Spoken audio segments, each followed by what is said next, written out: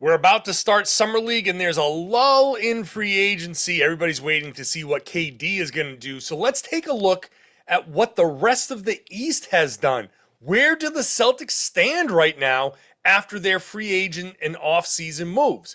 Let's talk about it right now on the Locked On Celtics podcast. Be ever ready. Recognize the city of champs. Boston, baby, we do what you can't. Locked on number 18, Tatum and Brown, J-team, step back. We gon' wet that and slay teams. Of course the Celtics, who else could it be? Screaming like KG with the Larry O.B. Karalis above average, assessing the team status. Best daily pod, no cap, salary matching. Clutch like Bird the DJ, keep John on replay. Prime time, dapping up the truth on the sideline. Raining J's, how it started, raising banners, how we finished. Locked on Celtics pod, home of the winners. B. Welcome back to the Locked On Celtics podcast. Thank you for making this show part of your daily routine. I'm here for you Monday through Friday on a free daily podcast that exists wherever you get podcasts, however you want to listen. Do you listen on Spotify, Apple, Google, some other app? Search for Locked On Celtics. If you're new to the show, subscribe. You can also watch the show on YouTube. It's there. Subscribers have been pouring in since the offseason began. This is a big time for people to start getting really interested again in the Celtics, which, I mean, they just went to the finals, so you didn't have a lot of time off, but July really draws a lot of people in. People are just curious, what are the Celtics doing? So right now, obviously, we know that they've added Malcolm Brogdon and Danilo Galinari. Those moves not official yet, but they will be at some point soon. So other teams have made moves, but I think what's happened here is things have gotten a little quiet, and I think everybody's just kind of waiting on what's going to happen with Kevin Durant. What's the signaling here? What other teams are going to be able to get in on this Kevin Durant stuff? So I think before teams sign other players or continue with free agency, I think right now we're in the middle of a quiet spot because, I think there's a lot of talk about, well, the Celtics probably aren't going to do anything with their TPE, which is probably true, but I think there's also a possibility that that's a smokescreen, that they could just be sitting there saying like, hey, if one of these players from Brooklyn or Phoenix or some other team shakes free, and it just happens to be a guy that, oh, look, we need a $10 million spot. Where can we put him? Where can we dump this guy? The Celtics are like, hey, we got a spot right here. It's 17. We get 17 million. So while I think the Celtics are probably not actively pursuing new trades with the trade exception, I think Brad Stevens is just kind of calling around, calling Phoenix, calling Brooklyn, just saying, hey, just so you know, we're still here. We still exist. And if there's a way for us to facilitate a deal, please call us. Because there could be a moment with one of these teams where somebody needs to shed some salary. Now, it depends on where that is. Is it Phoenix or is it someplace else? People are really trying to push Toronto hard. People are trying to push Miami hard. Miami, I don't think, has anything that's going to make Brooklyn really kind of feel great. The Raptors have some pieces. Phoenix has pieces, but, complicated with the collective bargaining agreement. Would Toronto and Brooklyn want to trade with one another? I mean, I don't see, if you can make your team better, both sides, then I think they'll deal with it. But while that is cooking, let's take a look at what some of the other teams did, because where the Celtics stand right now is somewhere at the top of the East. They are somewhere at the top of the hierarchy, but where are they? Top number one? Are they going to be number three? They're going to be where are they going to be? The Brooklyn, if KD goes to Toronto, that changes the calculus a little bit for sure. That would really change where things kind of shake out in the East. But for now, let's just assume that KD's going out west and hope for the best that that's going to be how this goes, and that he's not staying in the East and just creates a problem with another team. I don't want Toronto to be the team that's like just constantly trading for these stars. I'm like, oh yeah, by the way, we got Kawhi and won our championship, and he left, and now we're gonna get KD and he win a championship, and whatever. So I don't want Toronto to be that team. So so hopefully some team out west can swing a KD trade, and we'll see. But the rest of the East is very interesting. Milwaukee is basically running things back. Let's just go through. In fact, let's just go from the top of last year's standings. Last year's number 1 seed, Miami. They haven't done much right now, which makes me just worry a little bit about the Miami Heat, because there's no reason for them to be this quiet in free agency. They are not a run it back. I don't think they're a real run it back team. I think they need to, and especially they lost PJ Tucker. They're all they did was bring back Dwayne Dedman, Victor Oladipo. They're going to bring back some of their kind of support pieces, but I don't know that Miami running it back is the exact strategy there. I think they do kind of have to shake it up. I think they have to get a little younger. But maybe they think, hey, a healthy Kyle Lowry, which is a real risk. I'm sure they want to try to upgrade there. But them being quiet right now just kind of, that's not the Miami style. To me, that's not the Miami style. So I'm just kind of putting a pin in the Miami Heat. Right now, they're going to try to run it back. I just don't know that they're going to have that same level of success.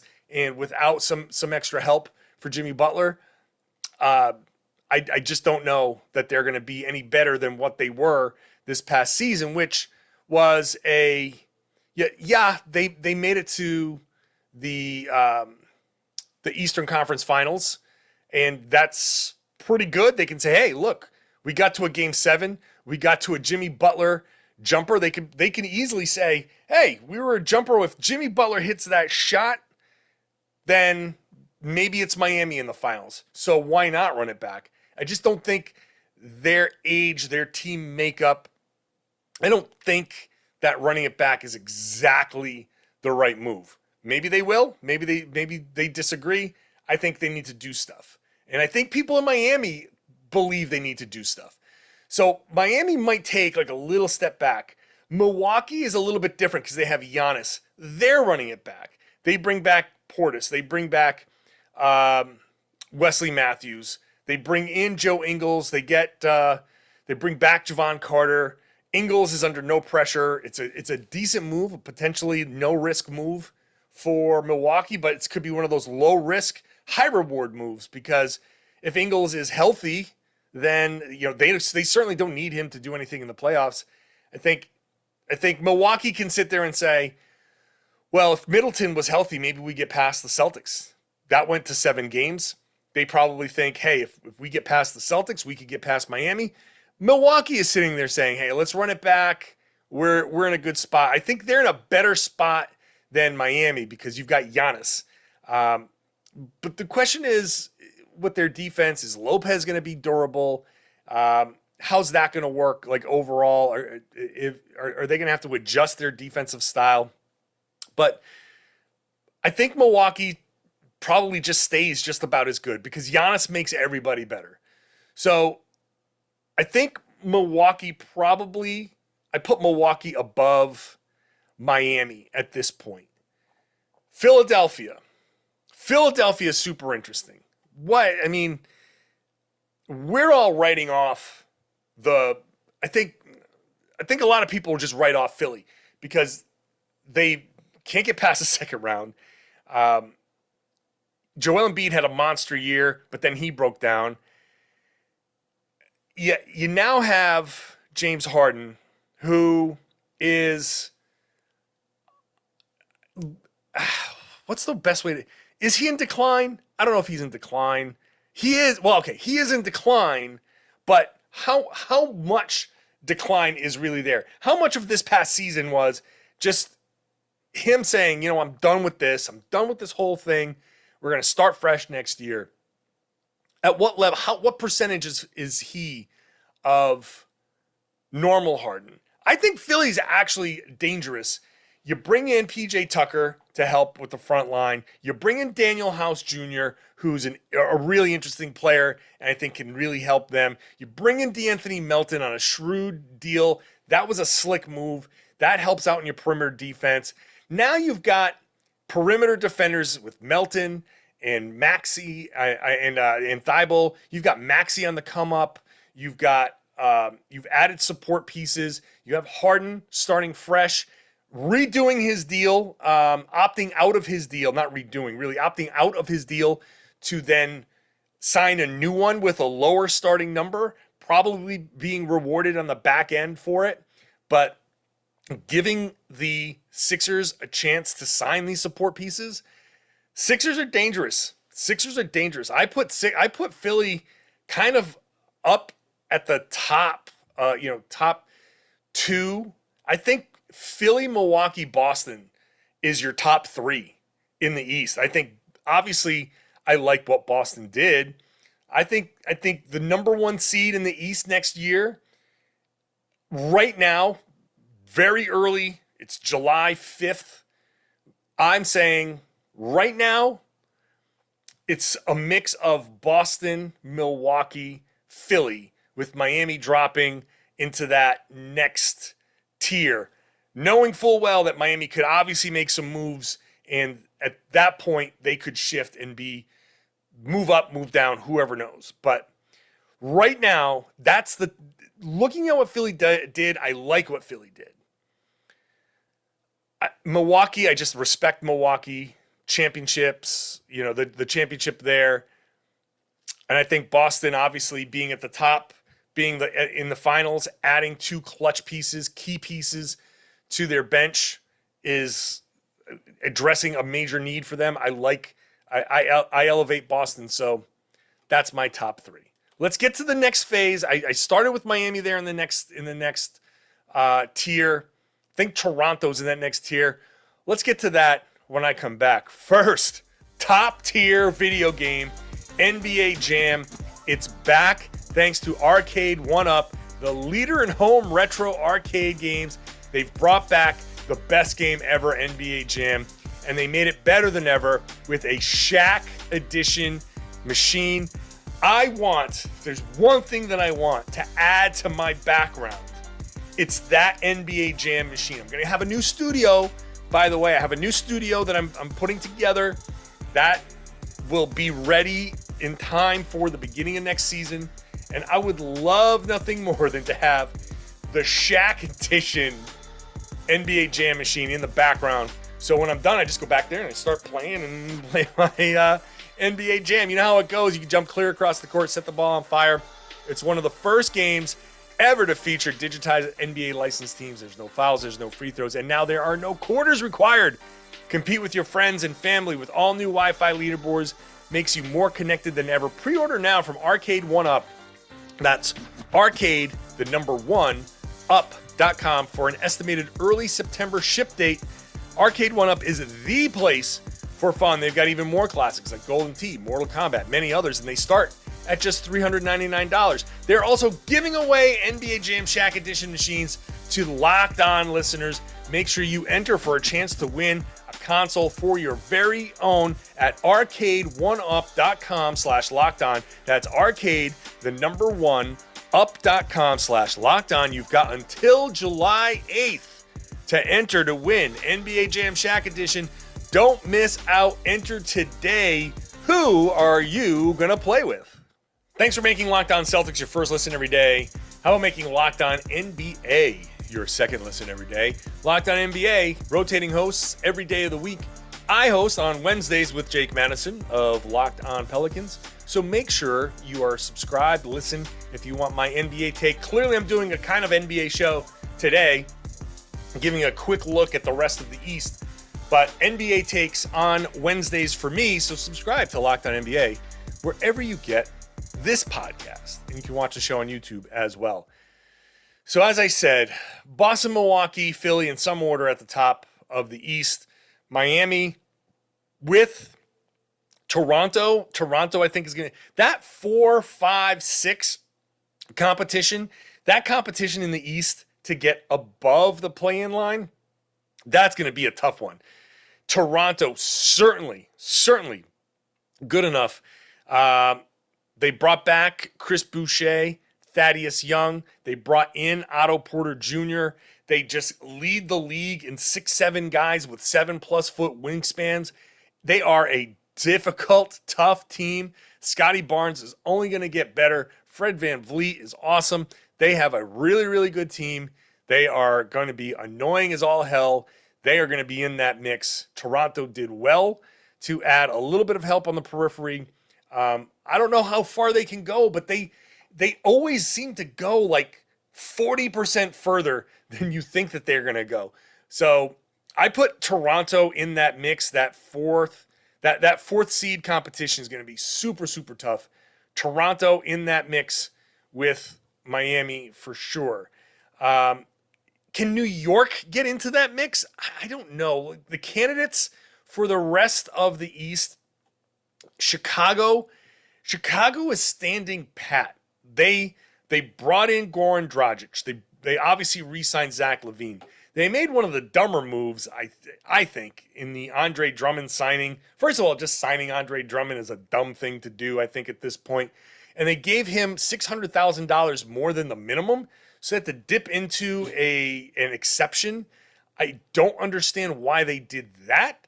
It probably is meaningless, but to do anything that more, like, what were you worried about with Andre Drummond? That you were going to lose Andre Drummond? He sucks. I'm sorry. He's terrible. No team in the NBA is getting better with Andre Drummond. It's just, no, sorry, not happening. So Chicago, I think what they're hoping for is that everybody that was hurt last year can just be healthy and bank on the fact that, before Lonzo got hurt, before everybody got hurt, they were at the top of the East. They were one of the top teams in the East. So Chicago is kind of hoping. They gave a bunch of money to Zach LaVine. So they're hoping, like, look, come back. Let's do this again. We're going to tinker around the edges, but they're not going to spend a ton of money. They're not going to go crazy with the tax. They're just going to hope for the best with the guys that they had and say, hey, we were a top team last year before the injuries. We don't think those injuries are going to come back. So maybe Chicago can be in that mix. I still put Chicago right where they ended up. At this point, I still have them in that lower, fighting to be in the, above the play-in. I don't think that they're going to be a play-in team, but they run the risk of being a play-in team. So they're going to be in that mix. Can Atlanta get into that mix? That's a big question. Can New York get into that mix? Here, New York is an interesting situation. You bring in Jalen Brunson. You obviously make a bunch of moves there. Bring in Hartenstein from the Clippers. Good move. You bring back Mitchell Robinson on a long-term deal. All right. I think that they're still a middle-of-the-pack team, but Brunson is 25. He is a good player. He's a good player. That fit with R.J. Barrett and Julius Randle is going to be an interesting one. I kind of like positionally where it goes with Brunson at the point and Barrett on the wing and Randle more kind of like operating in the middle, but still obviously able to step out. Question is, can they get the ball movement that's necessary? And can those guys function without the ball and move without the ball and not just isolate all the time? New York is they're just one of those interesting teams along with Atlanta. They added DeJounte Murray. Obviously, the Celtics benefited from that, getting Danilo Galinari after he clears waivers from the Spurs, which should happen this week. Get Aaron Holiday. They traded Kevin Huerter. Get Justin Holiday, Mo Harkless. So adding decent players trying to get away from the complete defensive disaster that they were. But still some questions. What are they going to do with John Collins? What are they doing with Clint Capella? What's the real direction that they're going to go?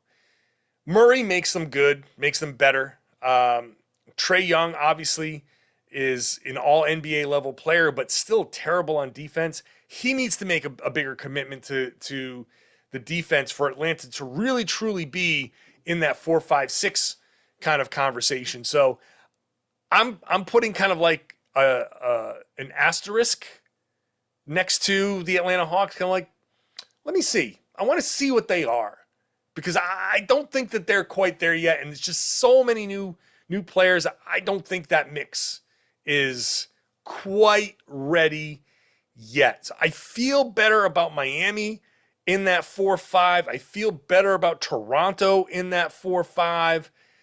Chicago 5-6 in that range, in like Atlanta and New York as question marks in that 6.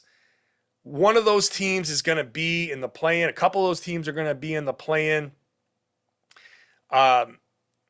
New York, I that could be great, or they could just completely suck. They could be the darlings of the East, or Thibodeau is going to get fired by Christmas. Like, it's one of those two extremes. They're not going to be in the middle. It's either going to work or it won't. So they went through great lengths to get Brunson on that team. Hartenstein is a good addition there. Like I said with Atlanta, it's too many new players. They have a lot to figure out. I think they might struggle early and try to come on late, but there's a lot of new in Atlanta. There's a lot new in Atlanta, and it makes me wonder if they're going to be able to mesh in time. You look at the top in the Eastern competition. Boston is certainly now much more solidified. You've got Ime coming back. They've had a year under him. Things feel a little bit more solid with Boston. You're only adding 2 players off the bench. Milwaukee running it back. Philly adding players. Certainly a little bit more of volatility there, but the quality of players that they have there and their core is still intact. And Harden's really the key there. Doc Rivers, certainly a key there.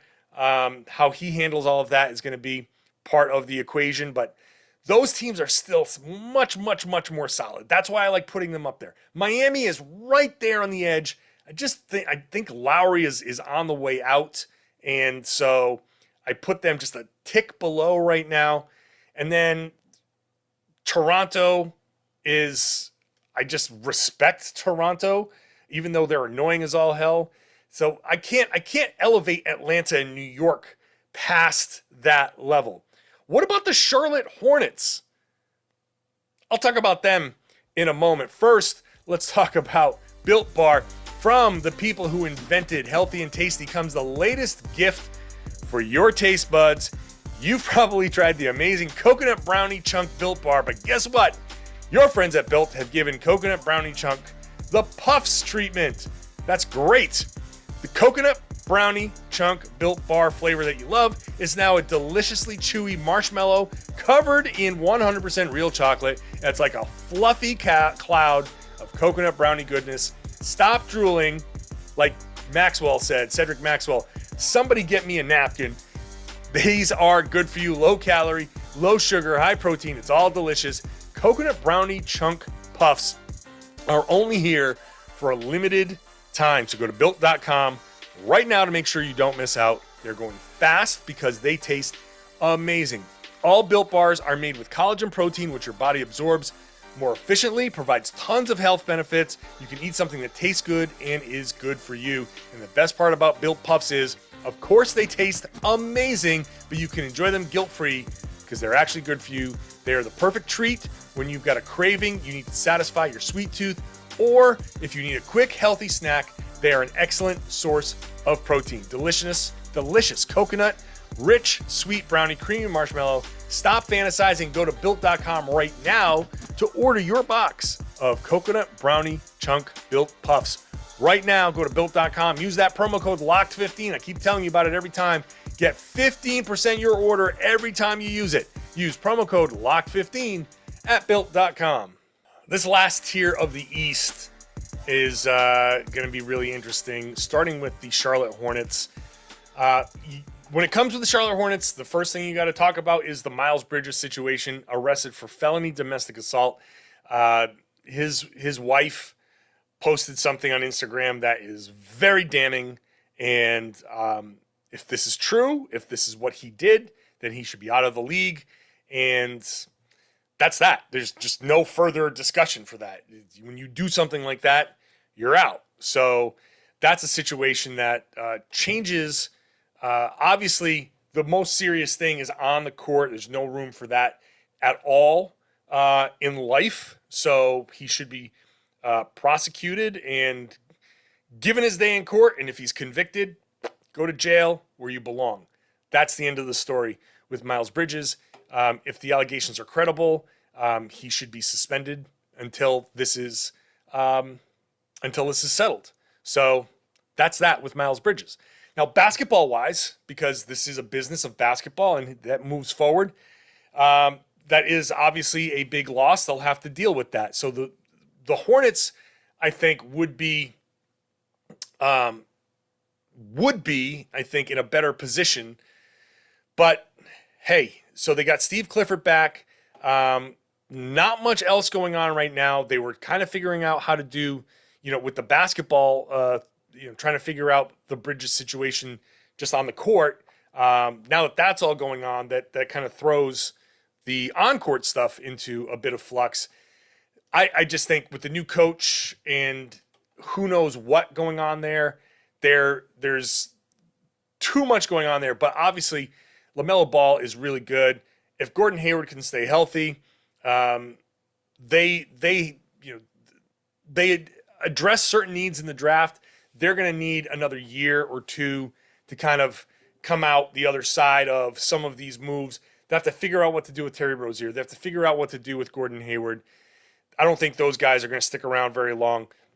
LaMelo Ball is the future of their team, and they've got to figure out how to build the right team around him. This is not the right team. They're fun. They're a great offensive team, but they are not going to be very good. So I can't elevate them into that next tier. They are, at best, I think, a play-in team. Washington Wizards, you bring back Bradley Beal. DeLon Wright and KCP and Ish Smith went out. You bring back Monty Morris and Will Barton. They're tinkering, trying to figure out the right mix around Bradley Beal.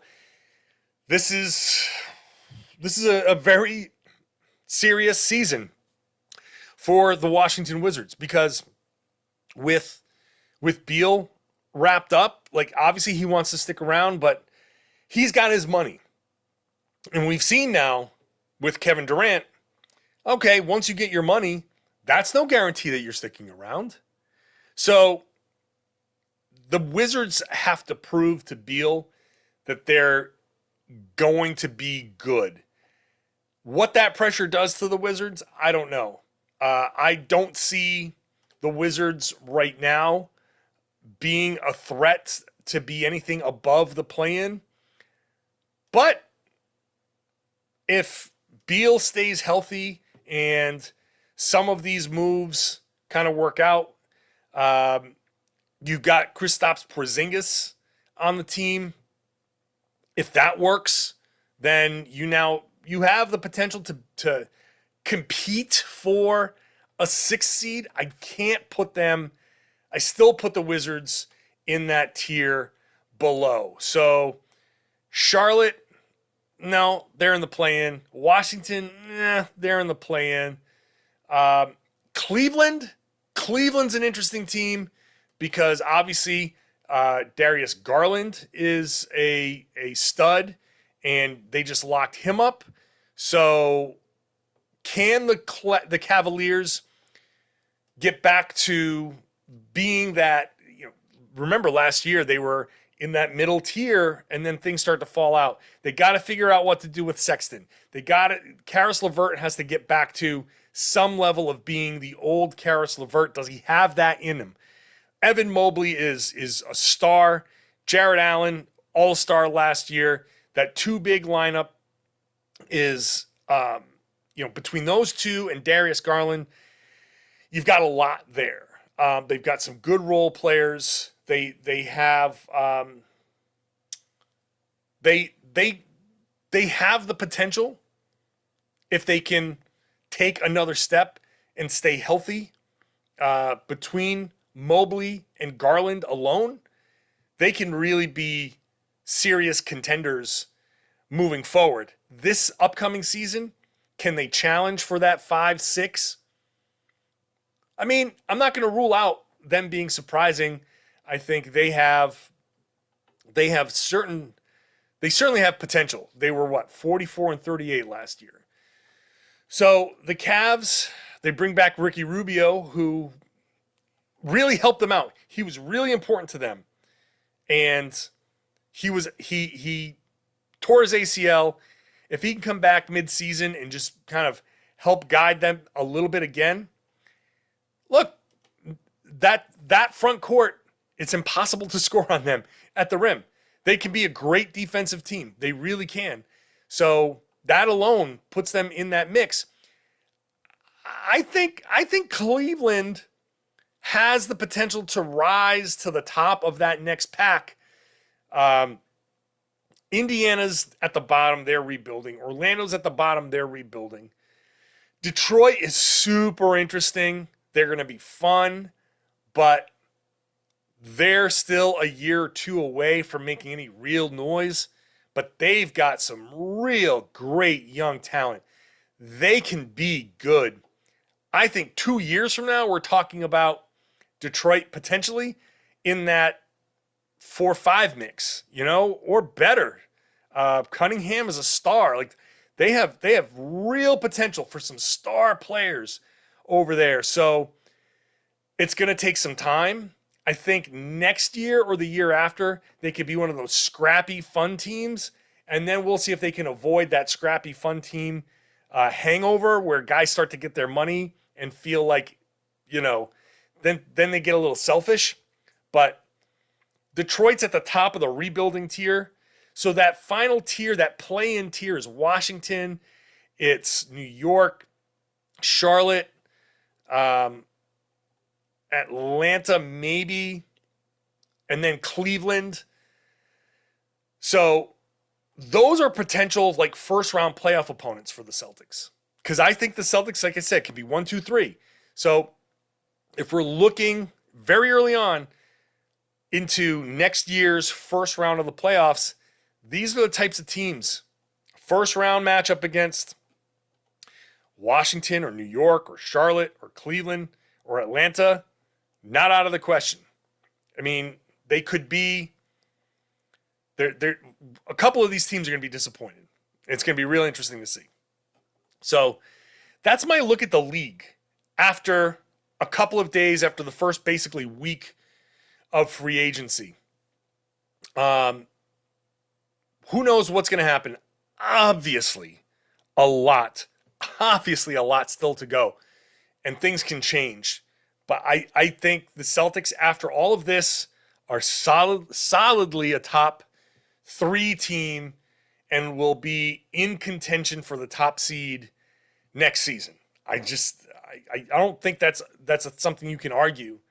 It's just where everything else shakes out. So that's kind of how I see things, and we'll see where things go from here, who makes what moves, who makes what trades. In the meantime, Summer League's about to begin.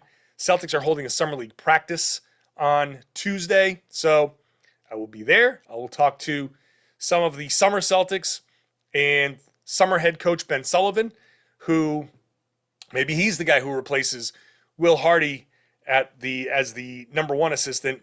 But I'll have more Summer League stuff tomorrow, so make sure you're subscribed wherever you get your podcasts. Also, subscribe on YouTube. You can watch the show, stream it in the back, in a background tab, cast it to your TV, and watch it while you're running, doing the stuff around the house, like cleaning or whatever, cooking. So that's one way to listen to the show, watch the show, however you want to do it. Subscribe. If you're watching on YouTube, hit that thumbs up. Really helps me out. Comments, any kind of comments, just say hi. Feed the algorithm for me. That really is helpful. And obviously sharing is helpful as well. Tell your friends, tell everybody they should be listening to and watching the Locked On Celtics podcast right here on the Locked On Podcast Network.